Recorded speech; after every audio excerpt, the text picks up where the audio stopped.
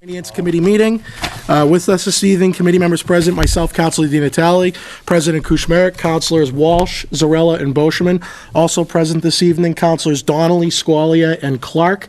We will start with 27718.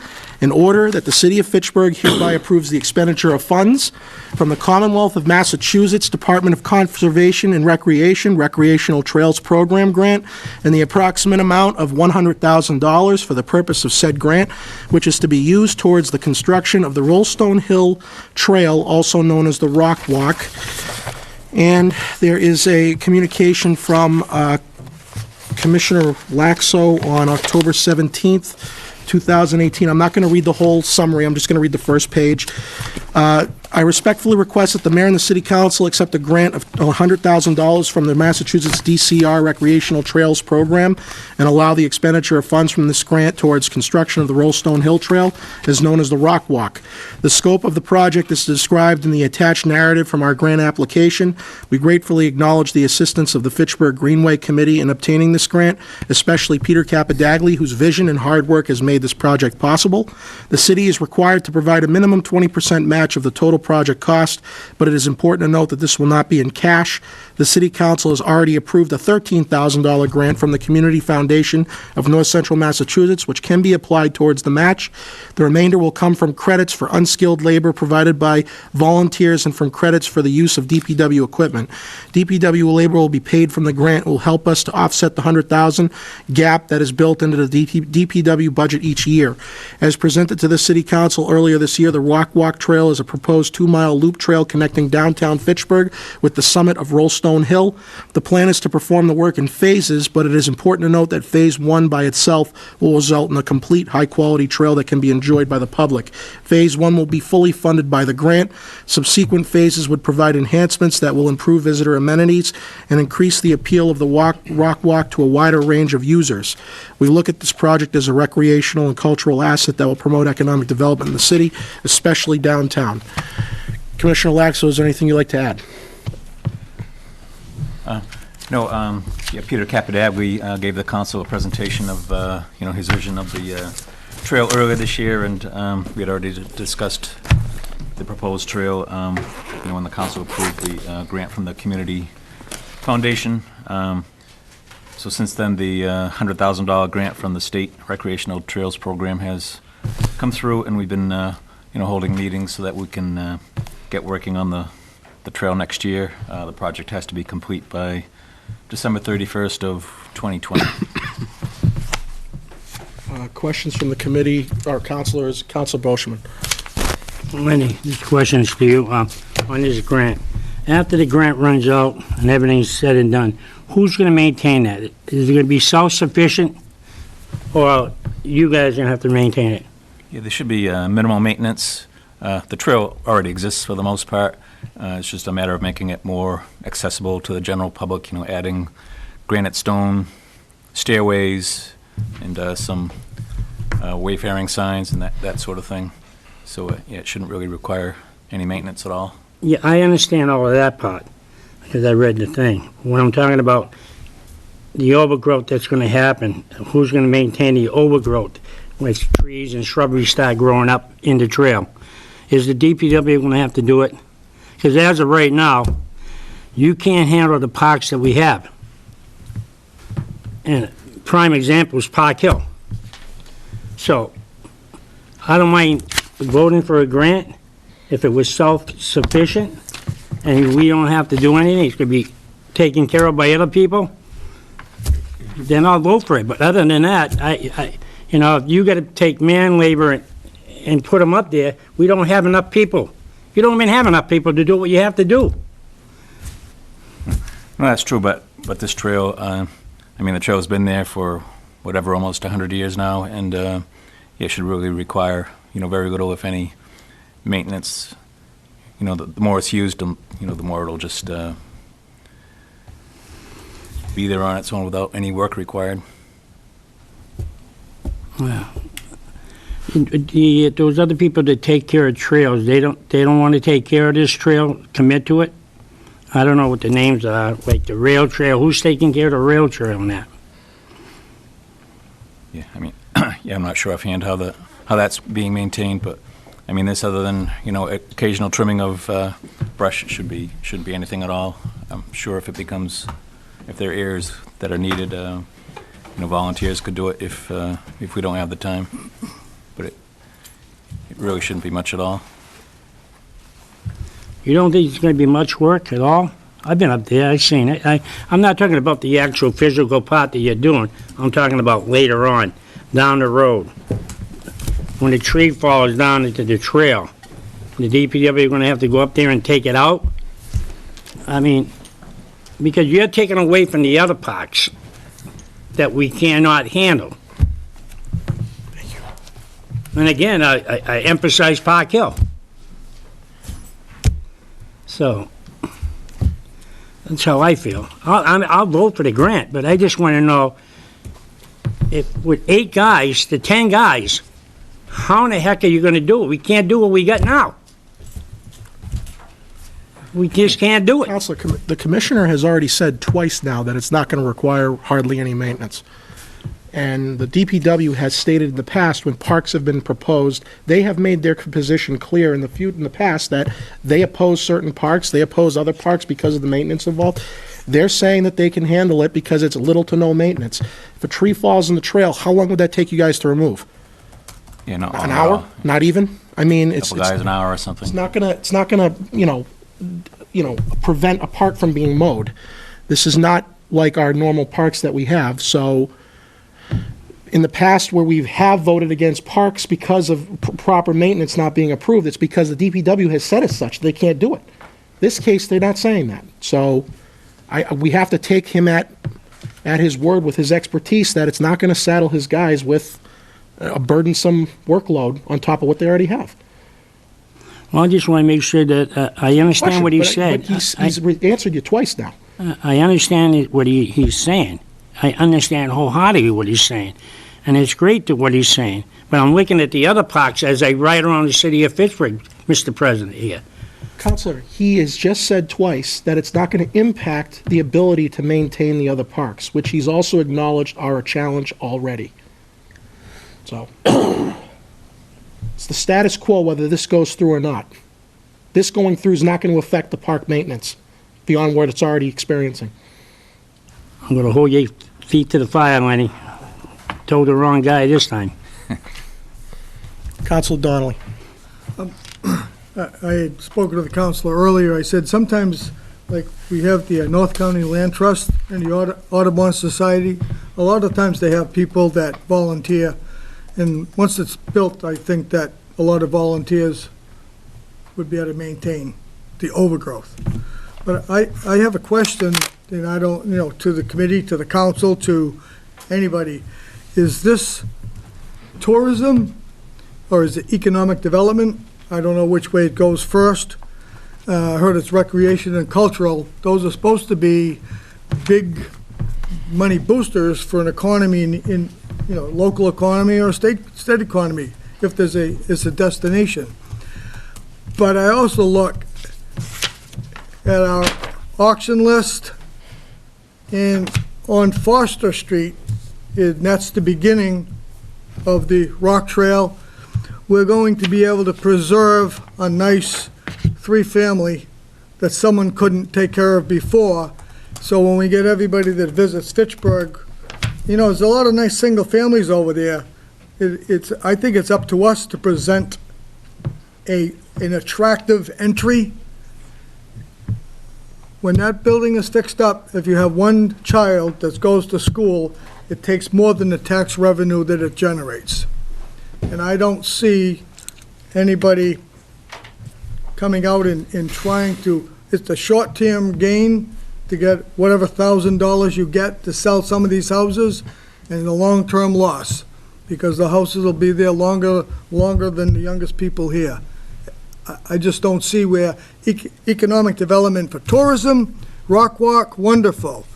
But at the same time, we're gonna have a house across the street.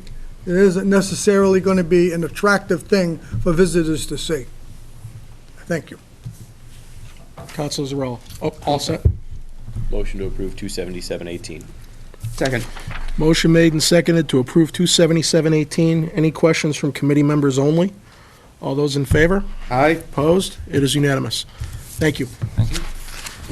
Last item on the agenda, 27818, in order that the Honorable Mayor Stephen L. Di Natale is authorized on behalf of the City of Fitchburg to facilitate and execute the attached community host agreement with Caregiver Patient Connection Incorporated, located at 373 Lunenburg Street, Fitchburg, Mass. Attorney Tree. Good evening, councilors. This is an agreement for a retail marijuana facility. It is retail only, it is not medical. The proposed location is 373 Lunenburg Street. Two of the three principals are here tonight and can answer any questions that you might have. They did have their initial special permit meeting last Tuesday. So they are still in the process of getting permitted, obviously. This agreement has a $30,000 down payment on the 3% annual impact fee. In addition, there is a $10,000 Community Relations Board contribution by this company. I wanted to note that there is something different in this agreement to the councilors. Attorney Pusateri, after some feedback from some local community leaders, has been working very hard to try to incorporate some of the social equity programs into our host community agreements. And so you'll see in paragraph 32 of this agreement some new provisions for the company to try to implement the social equity program locally to the greatest extent that it can. The social equity program with the CCC, just so you know, is supposed to empower persons or communities that have been disproportionately impacted by what they call marijuana prohibition. And so they've identified certain populations, depending on either where a person resides and in some cases race or gender, as targets for extra help from the CCC. That can mean guidance, information of a business, guidance in the application process, and in some cases, they did have incentives for them to be processed quicker. Both those programs and the statute have provisions for the state and the CCC to implement the social equity program. There are no provisions in the law for local communities to do so.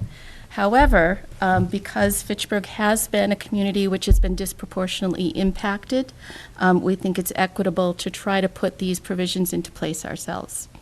I'm happy to answer any questions, and I think the business owners would be happy to answer any questions about their retail model if you have any.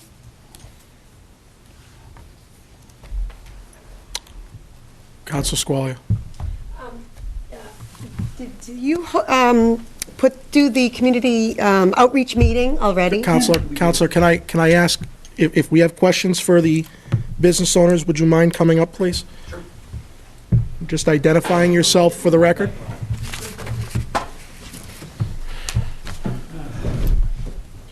It's a call, by the way. You got a big game Saturday, right? You do. Good to see you. Would you please identify yourselves for the record, please? Hi, my name is Dean Iandoli, and this is, I'm Catherine Trufalo. we are married, despite the last names. To answer your question, yes, we did. We held our community outreach meeting a week ago this past Saturday. We held it at the Fitchburg Library. We published it in the Fitchburg Sentinel more than 7 days before the meeting. We notified all of our abutters, and interestingly enough, I think this is kind of a sign of the times. Only one person showed up, and that was Ward Councilor Walsh. So there didn't seem to be much interest. We did, make a very strong effort to actually meet with every one of our abutters, and we were successful in doing that. Yes, I heard a lot of chatter on social media because the Sentinel published the community outreach meeting information online like 2 hours before the actual event, which was like 10 a.m. on Saturday, something like that. 10:45. Yeah. And so people were like, what? I didn't even know this happened. And people missed in the newspaper. I know I missed in the newspaper because, what we've had a few of them have reached out via email to the mayor's office or the counselors. And so then we know in advance and we can share it with the community. So so per CCC's regulations, we actually did have to drop off notices with the planning board, the city clerk, which we did, and the mayor's office as well. The CCC requires, once again, that we notify our abutters within 300 feet, which we did, and that we, publish it in the newspaper at least 7 days beforehand, which we did. Sounds like just a lack of communication somehow with counselors. But I really appreciate that you come to this meeting. I think you're one of the first that came to a council meeting in order to discuss this. Thank you. Thank you. So this is going to be the Hair Exotica location? Yes. And did the planning board discuss parking, entry, any adjustments to the existing conditions that Yeah. you propose? Yeah, so that was when we actually found that location, we took a real close look at some of the items that we would address, that we thought the planning board would want to address. And, one of the first ones was traffic flow on the site. Today's kind of an awkward day to talk about this because plastered all over the news is, 1,000 people standing in front of Cultivate in Leicester, which... 3-hour lines? Yeah, which it's the first sales east of the Mississippi. It's symbolic. They certainly, played it up, which is understandable. We're not really going to be following that model, to answer your question with regard to parking. So what we decided as a group, and this was Catherine's idea, was in order to solve a lot of different items, we're going to utilize a valet-only service, meaning that when our customers enter the property, they're going to be met by a parking attendant that's also going to double as a security attendant, an exterior security attendant. So the cars will actually be met right at the entrance. And, well, not at the entrance of Lunenburg Street, it's 75 feet down, right at the entrance of the steps into Hair Exotica. And then the car will be brought to the back by one of the valet attendants. We'll have 2 on. And when the customer's done, shopping, they'll be notified via cellular communication. The car will be brought back out. We have made some adjustments to the existing parking spaces so that we have now, we've been working pretty closely with Alex from Godfrey's Pizza because that's our closest neighbor and that's pretty important to us. And so what we've been able to do is by moving some of the front parking spaces over a little bit, we're able to create two lanes. His concern, the planning board's concern, was that, Godfrey's, they want to turn customers over quickly. And they didn't want customers backed up as our customers were being, brought into their cars. So we've mitigated that, we believe, with a solid plan by moving those parking spaces. We're required, per the zoning bylaws, to have, based on our square footage, to have 6 parking spaces. We've got 10. Currently we have 13, but we're going to eliminate 2 of them. We've also, we also have a lease with the property next door, the one in Lunenburg, for 5 parking spaces there as well, which we'll use for employees, so we free it up. And based on all... With a fence? Yeah, for our employees. We're also talking with 2 other property owners that would be to the west side of the property for parking spaces that we could use on our peak hours when they're closed. So that's how we're mitigating that. Any special retail operation different than the other locations that we might have heard? I'm sorry, Amelia. I don't know. People ask me, what are they going to be selling? Edible, what kind of edibles? So, yeah, the it's- CBD for the dogs or Yeah. things like that? Yeah, it's evolving. I mean, the products that are offered now in dispensaries throughout the country are evolving pretty quickly. If you look at our current projected list of items we're going to, offer, there's going to be cannabis flower, like you'd expect. There'll be some forms of edibles. I don't know how deep we'll go into candies and gummies and things like that, but there will be edibles because that's a legitimate delivery system for some people who want to take them. The CCC requires that we do provide, well, on the RMD side, they require that we provide vaporizers, which we will. And, we will. We're actually going to offer pet products and believe it or not, horse products for high-strung horses, which we're actually doing research on. UC Davis is, my wife's a huge horsewoman, and we've started experimenting with that. It's a thing. It is. Yep. And so your security system, can you just describe how that works? Can you please keep this to the community host agreement? Okay. Any questions? That's the agenda item.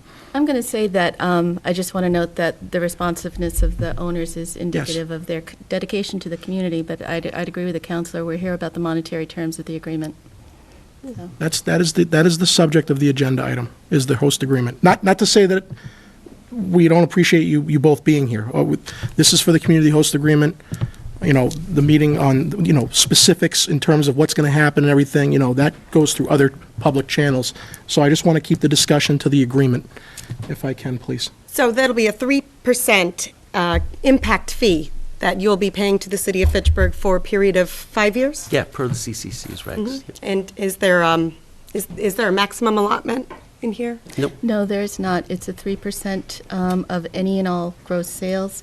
There's a 30% commencement date payment, which is credited towards the annual 3%. And so there's a minimum per year? Is there a minimum? It's not. Okay. We also, we're, as part of the agreement, are paying an annual $10,000. We're forming a community agreement, community board that will designate an annual charity that will donate $10,000 annually to. And per the rail trail discussion, that's actually one of the early targets that we looked at. Is this separate from does each individual company have a different community relations board? Or do we have one more central one? The obligation is on each company to form its own board, and we're looking at the formation as something that's done by the board. The mayor is going to present suggestions for nominees to the board that are representative of the city. That's one of the ways that we hope to put implementation of the social equity program in locally, so that we have representation from persons who have been disproportionately impacted and from many different areas in our community. There would also be company representatives on each board. I don't think that we have completely formed a board yet, so I don't know whether we would have the same city members suggested for all boards or whether we might have different persons serving on different boards. But there would be both sides of the interests represented. Do you have any idea at this time on how you disperse that $10,000 yearly in what kind of forms of grants?